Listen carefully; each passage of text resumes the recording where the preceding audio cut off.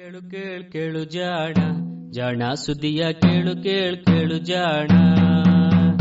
ಇಂದು ಹಂದು ಮುಂದು ಹಿಂದು ಹರಿವು ತಿಳಿವು ಚುಟುಕು ಬೆರಗು ನಿತ್ಯ ನುಡಿಯುವತ್ತು ತರಲು ನಿತ್ಯ ನುಡಿಯುವತ್ತು ತರಲು ಕೇಳಿ ಜಾಣರ ಜಾಣ ಸುದ್ದಿಯ ಕೇಳು ಕೇಳು ಕೇಳು ಜಾಣ ಜಾಣ ಸುದ್ದಿಯ ಕೇಳು ಕೇಳು ಕೇಳು ಜಾಣ.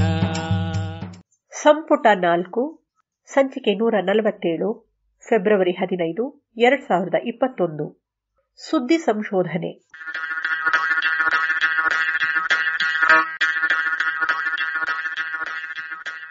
ನೆರವು ಪ್ರಗತಿ ಟ್ರಸ್ಟ್ ಕೋಲಾರ.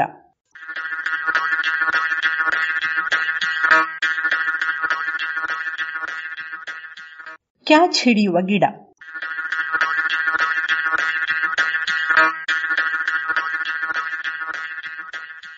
ಗಿಡ ಕ್ಯಾಚ್ ಹಿಡಿಯುವುದೇ? ಮರದಿಂದ ಕಾಯಿ ಬೀಳುವುದು ಕೇಳಿದ್ದೇವೆ, ಹೂವು ಗಾಳಿಯಲ್ಲಿ ತೇಲುವುದನ್ನು ಕೇಳಿದ್ದೇವೆ.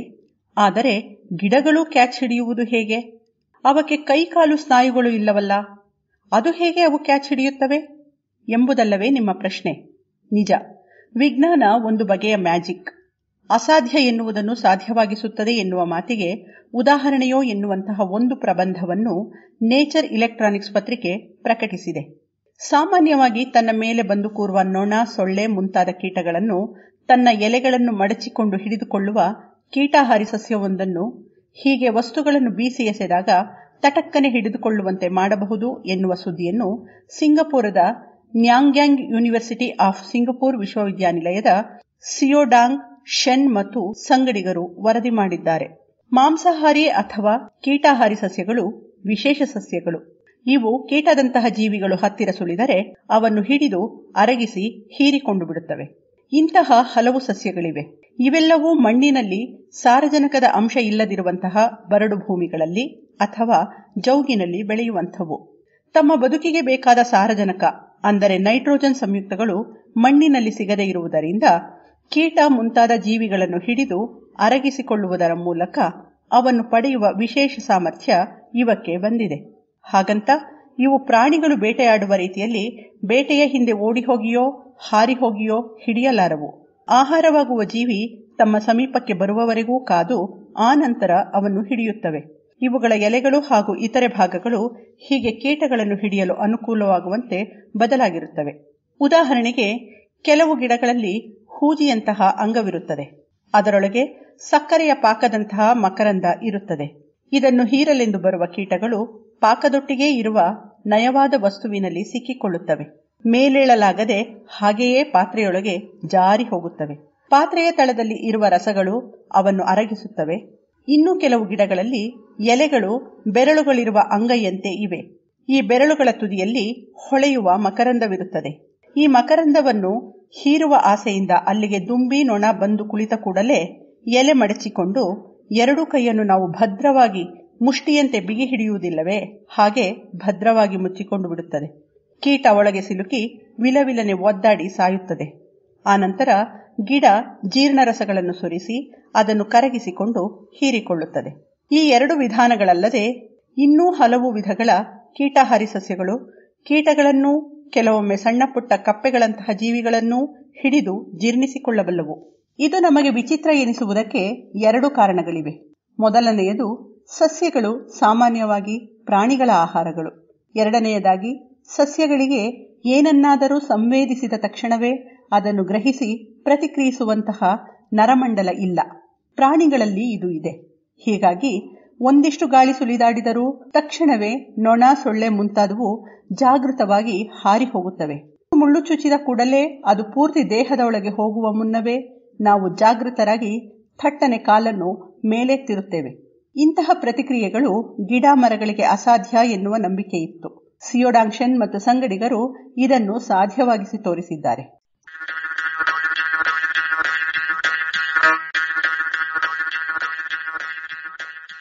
ಸಿಯೋಡಾಂಗ್ ಶೆನ್ ಮತ್ತು ಸಂಗಡಿಗರು ಮಾಡಿದ್ದು ಇಷ್ಟೇ. ಕೀಟಗಳನ್ನು ಹಿಡಿಯುವ ಡಿಯೋನಿಯಾ ಮಸಿಪ್ಯುಲಾ ಅಥವಾ ವೀನಸ್ ಫ್ಲೈಟ್ರಾಪ್ ಎನ್ನುವ ಗಿಡವನ್ನು ಇಲೆಕ್ಟ್ರಾನಿಕ್ಸ್ ಬಳಸಿ ನಿಯಂತ್ರಿಸಲು ಪ್ರಯತ್ನಿಸಿದ್ದಾರೆ. ಇದರಲ್ಲಿ ಅಂಗೈ ಮುಷ್ಟಿಯಂತಹ ಎಲೆಗಳಿವೆ. ಅದರ ಮೇಲೆ ಕೀಟಗಳು ಕುಳಿತಾಗ ಅದು ತಕ್ಷಣವೇ ಮುಚ್ಚಿಕೊಂಡು ಅವನ್ನು ಭದ್ರವಾಗಿ ಹಿಡಿದುಕೊಂಡು ಬಿಡುತ್ತದೆ. ಈ ಎಲೆಗಳನ್ನು ನಿರ್ದಿಷ್ಟ ಕಾಲಕ್ಕೆ ತಕ್ಕಂತೆ ಪ್ರತಿಕ್ರಿಯಿಸುವಂತೆ ಪ್ರಚೋದಿಸಿದರೆ ಅವು ಕ್ಯಾಚ್ ಹಿಡಿದಂತೆ ಮಾಡಬಹುದು. ಹೀಗೆ ಕೃತಕವಾಗಿ ಇವಕ್ಕೆ ವಿದ್ಯುತ್ ಸಂವೇದನೆಗಳನ್ನು ಕೊಟ್ಟು ಮೇಲಿನಿಂದ ಎಸೆದ ವಸ್ತು ತನ್ನ ಬಳಿಗೆ ಬಂದಾಗ ಪ್ರತಿಕ್ರಿಯಿಸುವಂತೆ ನಿರ್ದೇಶನಗಳನ್ನು ನೀಡಿದ್ದಾರೆ. ಹೀಗೆ ಈ ಎಲೆಗಳು ಮೇಲಿನಿಂದ ಬಿಸಾಡಿದ ವಸ್ತುಗಳನ್ನು ಅದು ತನ್ನ ಬಳಿಗೆ ಬಂದ ಕೂಡಲೇ ಕ್ಯಾಚ್ ಹಿಡಿಯುವಂತೆ, ಮುಚ್ಚಿ ಹಿಡಿಯುವಂತೆ ಮಾಡಿದ್ದಾರೆ. ಇದು ಹೇಗೆ ಎಂದಿರಾ? ವೀನಸ್ ಫ್ಲೈಟ್ರ್ಯಾಪ್ ಎನ್ನುವ ಇದರ ಹೆಸರೇ ಹೇಳುವಂತೆ ಇದು ನೊಣಗಳನ್ನು ಹಿಡಿಯುವ ಗಿಡ. ಇದರ ಎಲೆಗಳು ನಮ್ಮ ಅಂಗೈಯಂತೆ ತೋರುತ್ತವೆ. ಆದರೆ ಬೆರಳುಗಳು 5 ಅಲ್ಲ 16 ಇರುತ್ತವೆ. ಈ ಬೆರಳುಗಳ ತುದಿಯಲ್ಲಿ ಹೊಳೆಯುವ ಮಕರಂದದ ಹನಿ ಉಗುರಿಗೆ ಬಣ್ಣ ಹಚ್ಚಿದಂತೆ ಮಿರುಗುತ್ತಿರುತ್ತದೆ. ಈ ಹನಿಗಳಿಂದ ಆಕರ್ಷಿತವಾದ ನೊಣಗಳು ಬಂದು ಬೆರಳ ಮೇಲೆ ಕೂತ ಕೂಡಲೇ ಅದು ಎಲೆಗಳಿಗೆ ತಿಳಿಯುತ್ತದೆ. ಅಂಗೈಯೊಳಗೆ ಇರುವ ಜೀವಕೋಶಗಳ ದ್ರವದೊಳಗೆ ಇರುವ ಲವಣಗಳ ಅಂಶದಲ್ಲಿ ವ್ಯತ್ಯಾಸವಾಗುತ್ತದೆ. ಅಲ್ಲೊಂದು ವಿದ್ಯುದಾವೇಶ ಸೃಷ್ಟಿಯಾಗುತ್ತದೆ. ಇದರ ಕಾರಣದಿಂದ ಎಲೆಗಳು ಮುದುಡಿಕೊಳ್ಳುತ್ತವೆ, ಅಂಗೈ ಮುಚ್ಚಿಕೊಳ್ಳುತ್ತದೆ, ಮುಷ್ಟಿಯೊಳಗೆ ನೊಣ ಬಂಧಿಯಾಗುತ್ತದೆ. ಈ ಪ್ರತಿಕ್ರಿಯೆಯನ್ನು ಟಿಕ್ಸೋಟ್ರೋಪಿಸಂ ಅಥವಾ ಸ್ಪರ್ಶ ಪ್ರತಿಕ್ರಿಯೆ ಎಂದು ಹೇಳುತ್ತಾರೆ. ನಮ್ಮ ಅಂಗಳದಲ್ಲಿ ಬೆಳೆಯುವ ಮುಟ್ಟಿದರೆ ಮುನಿ ಗಿಡವು ಹೀಗೆಯೇ ಮುಟ್ಟಿದ ಕೂಡಲೇ ಮುನಿದು ಎಲೆಯನ್ನು ಮುಚ್ಚಿಕೊಳ್ಳುತ್ತದೆ.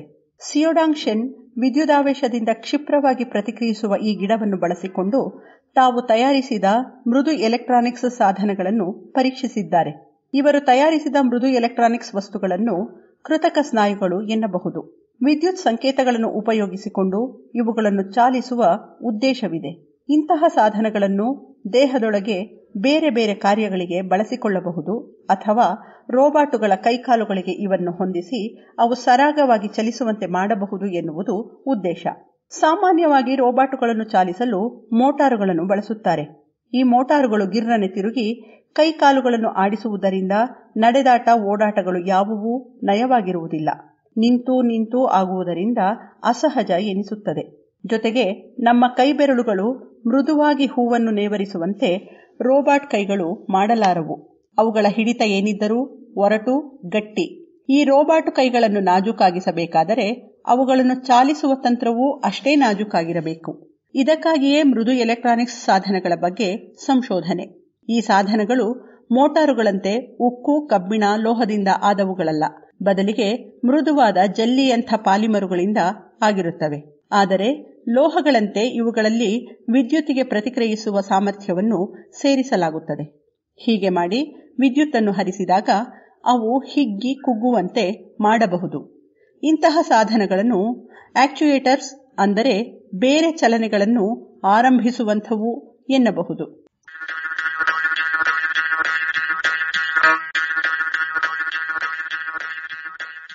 ಸಿಯೋಡಾಂಗ್-ಶೆನ್ ತಂಡ ಇಂಥದೊಂದು ಮೃದು ಆಕ್ಚುಯೇಟರ್ ಅನ್ನು ಸಿದ್ಧಪಡಿಸಿದೆ.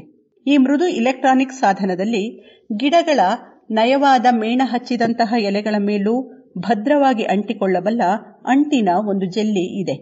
ಇದರ ಮೇಲೆ ಚಿನ್ನದ ಅತಿ ಸೂಕ್ಷ್ಮ ಎಳೆಗಳ ಹಂದರವನ್ನು ಪಾಲಿಡೈ ಮೀಥೈಲ್ ಸಿಲೋಕ್ಸೇನ್ ಎನ್ನುವ ಪಾಲಿಮರಿನ ಪದರದೊಳಗೆ ಹುದುಗಿಸಿದ್ದಾರೆ.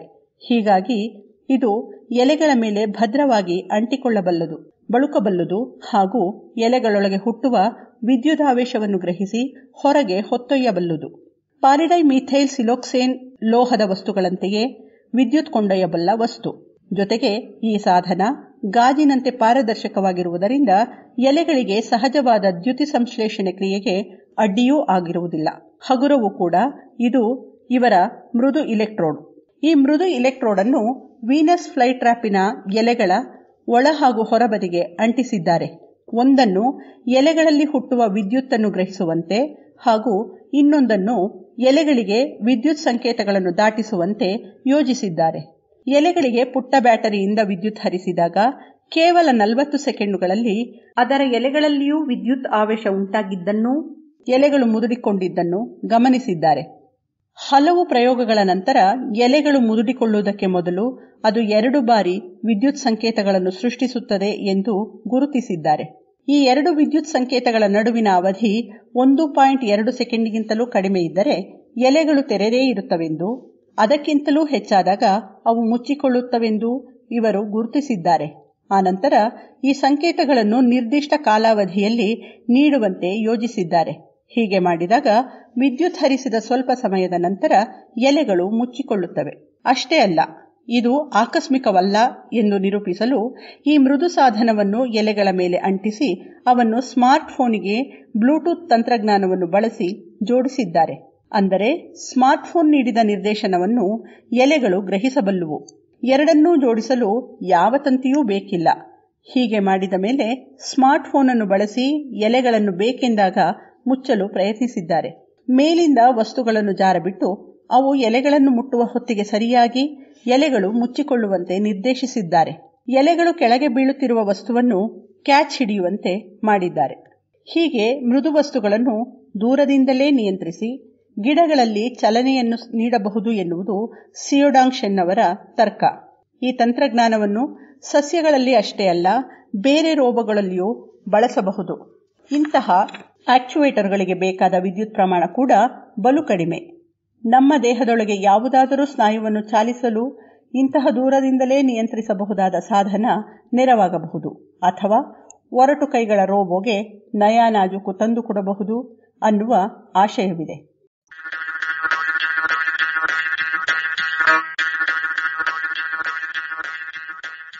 ಇದು ಇಂದಿನ ಸುದ್ದಿ ಸಂಶೋಧನೆ. ರಚನೆ ಕೊಳ್ಳೇಗಾಲ ಶರ್ಮಾ. ಜಾಣಧ್ವನಿ ವೇದಾ ಭದ್ರಾವತಿ.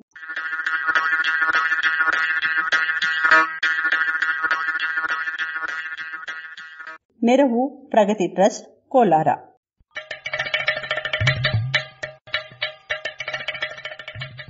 ಜಾಣ ಸುದ್ದಿಯ ಬಗ್ಗೆ ಸಲಹೆ ಸಂದೇಹಗಳು ಇದ್ದಲ್ಲಿ ನೇರವಾಗಿ 9886640328 ಈ ನಂಬರಿಗೆ ವಾಟ್ಸಪ್ ಮಾಡಿ, ಇಲ್ಲವೇ ಕರೆ ಮಾಡಿ.